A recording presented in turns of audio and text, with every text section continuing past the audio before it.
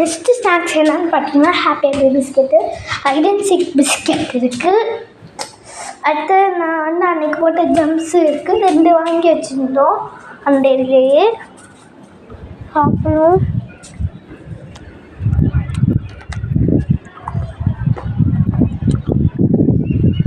டாட்டாக்ஸ் பண்ணிட்டேன்.